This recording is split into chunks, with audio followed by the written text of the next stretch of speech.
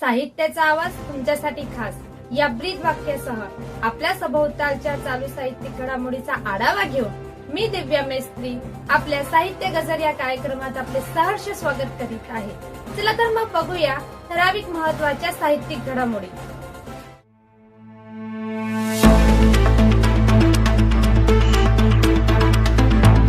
साहित्य अकादमी पुरस्कार विजेते साहित्यिक चित्रकार श्री राजू बाविस्कर यांचा जळगावला समरसता साहित्य परिषदेच्या काव्यजागर संमेलनात सत्कार। पल्प प्रकाशनाचा भव्य पुस्तक प्रकाशन सोहळा 3 मे रोजी साहित्य प्रेमींसाठी एक आनंदाची बातमी। मनाची तरलता जिवंत ठेवण्यासाठी साहित्य निर्मिती आवश्यक, मुख्यमंत्री देवेंद्र फडणवीस। साहित्य अकादमी पुरस्कार विजेते साहित्यिक चित्रकार श्री राजू बाविस्कर यांचा जळगावला समरसता साहित्य परिषदेच्या काव्यजागर संमेलनात सत्कार। समरसता साहित्य परिषद जळगाव द्वारा क्रांती ज्योती महात्मा फुले जयंती तसेच भारतरत्न डॉक्टर बाबासाहेब आंबेडकर यांच्या 135व्या जयंती निमित्त दिनांक 12 एप्रिल रोजी काव्यजागर कवी संमेलनाचे आयोजन करण्यात आले होते। थोर महापुरुषांचे कार्य आणि सामाजिक आशयावर आधारित या संमेलनात 30 कवींनी मराठी, हिंदी, अहिराणी तसेच लेवागण बोली भाषेत उत्कृष्ट कविता आणि गझल सादर केल्या। कवी संमेलन अध्यक्षपदी ख्यातनाम कवी श्री वा.ना. आंधळे तर प्रमुख अतिथी म्हणून नुकताच साहित्य अकादमी पुरस्कार प्राप्त लेखक श्री राजू बाविस्कर, प्राध्यापक सौ संध्याताई महाजन, लेखक दीपक तांबोळी, समरसता साहित्य परिषद जळगावचे अध्यक्ष श्री सुभाष मराठे आणि समरसता साहित्य परिषदेचे प्रांत कार्यवाह श्री नरेंद्र निकुंभ सर उपस्थित होते। कार्यक्रमाच्या सुरुवातीला ख्यातनाम पार्श्वगायिका आशा भोसले यांना श्रद्धांजली अर्पण करण्यात आली। त्यानंतर थोर महापुरुषांचे प्रतिमा पूजन करून उपस्थित मान्यवर संमेलनाध्यक्ष आणि प्रमुख अतिथींचा स्वागत सत्कार करण्यात आला। उपस्थित मान्यवरांचा परिचय श्री प्रकाश बारी यांनी करून दिला। तसेच विशेष सत्कारात काळ्या निळ्या रेषा या आत्मकथनासाठी 2025चा साहित्य अकादमी पुरस्कार प्राप्त साहित्यिक चित्रकार श्री राजू बाविस्कर यांचा शाल, श्रीफळ, सन्मान चिन्ह आणि पुष्पगुच्छाऐवजी गुलाब पुष्प रोपटे देऊन संमेलनाध्यक्ष श्री वा.ना. आंधळे यांच्या हस्ते सत्कार करण्यात आला। सत्काराला उत्तर देताना श्री राजू बाविस्कर सरांनी सांगितले की मी या आत्मकथनात माझा जो संघर्ष लिहिला आहे तो संघर्ष ज्यांनी कोणी अनुभवला आहे त्या सर्वांचे ते आत्मकथन आहे आणि तसेच त्याला प्राप्त साहित्य अकादमी पुरस्कारही त्या सर्वांचाच आहे। त्यांच्या सत्काराला उत्तरपर संबोधनातून एवढा मोठा राष्ट्रीय पुरस्कार मिळूनही माणसाने जमिनीवर कसे राहावे हे त्यांच्या प्रत्येक वाक्यातून क्षणोक्षणी जाणवत होते। अध्यक्षीय भाषणात श्री आंधळे सरांनी त्यांच्या पहिल्या कवितेपासून ते आतापर्यंतच्या साहित्य प्रवासाचा मागोवा घेत सर्वच कवींना त्यांनी नेहमीच चांगली कविता कशी असावी यासाठीचे मार्गदर्शन केले। त्यांच्यापर्यंत कळत नकळत पोहोचलेल्या सर्व कवितांसाठी त्यांनी त्या कवींना उपयुक्त मार्गदर्शन करून शाबासकीची थापही दिल्याचे सांगत त्यांच्या स्पष्ट वक्तेपणा उपस्थितांसमोर मांडत होते। सौ संध्याताईंनी समरसता विषयावर मार्गदर्शन करीत सरळ ते साहित्य आणि समरस तो साहित्यिक या आदरणीय दाभोळकर यांच्या शब्दात समरसता विषयांचा आढावा घेतला। तसेच सर्वच भाषांमध्ये कवितेबरोबरच गझल सादरीकरणाने समरसतेला आपण सर्वजण जागलो हे त्यांनी म्हणताच त्याला संमेलनाध्यक्ष श्री आंधळे सरांनीही दुजोरा दिला। सर्व उपस्थित कवींना सन्मानपत्र, सन्मान चिन्ह देऊन मान्यवरांच्या हस्ते सन्मानित करण्यात आले। सूत्रसंचालन श्री सुभाष मराठे आणि सौ मनीषा उपासनी यांनी करत कार्यक्रमात रंगत आणली।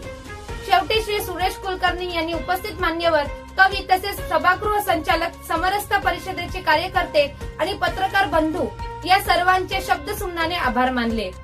कार्यक्रम यशस्वीतेसाठी श्री सुरेश कुलकर्णी, सुभाष मराठे, मानसी उपासनी, इंदिरा जाधव, डॉक्टर मनीषा महाजन, देशमाने काका, भिकाभाऊ भोईसर, प्रभाकर धनकर साहेब, रवींद्र सपकाळ तसेच भानुदास चव्हाण, कैलास ठाकूर सर यांचे सहकार्य लाभले।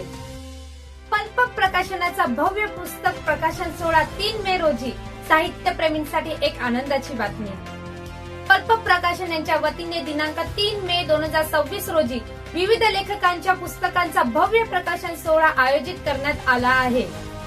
या सोहळ्यात नवोदित तसेच प्रस्थापित लेखक कवींना एकत्र आणत साहित्य विश्वात नवचैतन्य निर्माण करण्याचा प्रयत्न करण्यात येत आहे।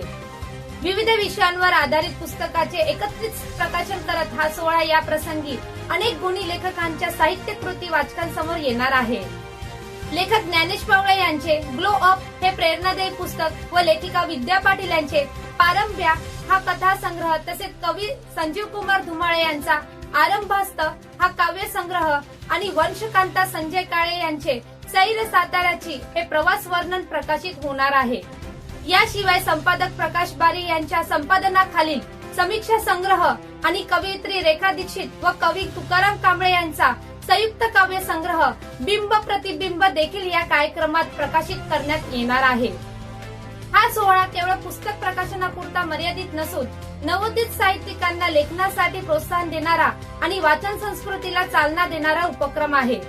विविध साहित्य प्रकारांमधील विचार, भावना आणि अनुभव यांचा संगम या कार्यक्रमातून अनुभवायला मिळणार आहे।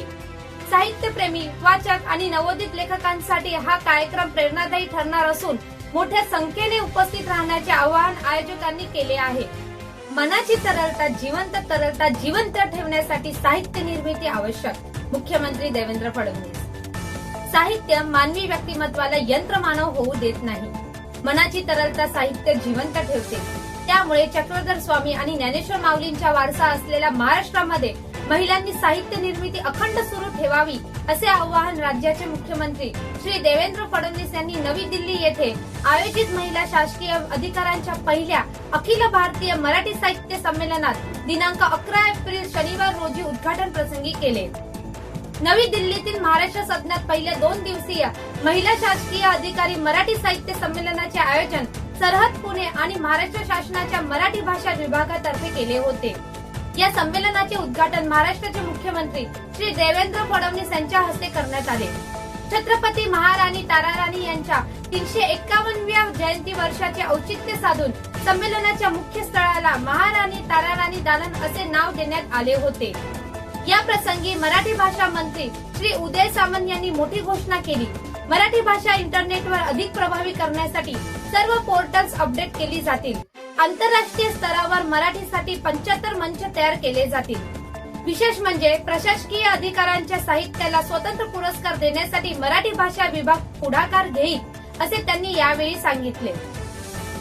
प्रशासनातही साहित्याचा ओलावा आवश्यक असे सांगत मुख्यमंत्री फडणवीस म्हणाले, शासकीय फायलिंगवरील निर्णयार्थ सादर या शेऱ्यापेक्षा कविता आणि कादंबऱ्यांमधून प्रगत होणारी भाषा अधिक तरल आहे। कृत्रिम बुद्धिमत्तेच्या युगात यंत्रमानव होण्यापासून साहित्यच मानवाला वाचवू शकते। महाराणी ताराराणी यांच्या कर्तृत्वाचा उल्लेख करत त्यांनी प्रशासकीय अधिकाऱ्यांनी त्यांचा आदर्श समोर ठेवावा असे आवाहन केले। संमेलनाची सुरुवात ग्रंथदिंडीने झाली। यात ग्रंथराज ज्ञानेश्वरी आणि विविध साहित्य ग्रंथाचे पूजन संमेलनाध्यक्ष लीना मेहेंदळे यांच्या हस्ते करण्यात आले। संमेलनाच्या मुख्य सत्रात ज्येष्ठ सनदी निवृत्ती अधिकारी आणि लेखिका लीना मेहेंदळे यांची प्रकट मुलाखत घेण्यात आली। प्रशासकीय जबाबदारीला संवेदनशील लेखणीची जोड असे म्हणत प्रशासकीय खुर्चीवर बसून केवळ फायली निकाली काढणं म्हणजे कर्तव्य नव्हे, तर त्या पदाचा वापर समाजातील अनिष्ट प्रथा मुळापासून हटवण्यासाठी करणे खरी लोकसेवा आहे। यावेळी लीना मेहेंदळे यांनी त्यांच्या कारकिर्दीतील सांगली जिल्ह्यातील देवदासी प्रथा निर्मूलनासाठी दिलेल्या धाडसी लढ्याचा अनुभव सांगितला।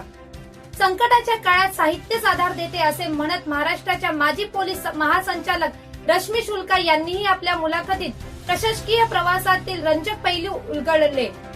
पोलीस दलातील आव्हानात्मक जबाबदाऱ्या पार पाडताना साहित्याने मला नेहमीच आधार दिला असे त्या म्हणाल्या।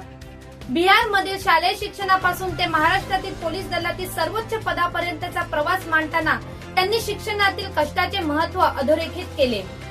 अशा प्रकारे महिला शासकीय अधिकाऱ्याचे 2 दिवसीय पहिले मराठी साहित्य संमेलन नवी दिल्लीतील महाराष्ट्र सदनात यशस्वीरित्या पार पडले। रसिको, या होत्या साप्ताहिक चालू साहित्यिक घडामोडी। चला तर मग भेटूया अशाच चालू साहित्यिक घडामोडीचा आढावा घेऊन पुढच्या भागात। तोपर्यंत लिहिते वा, बदल घडवा।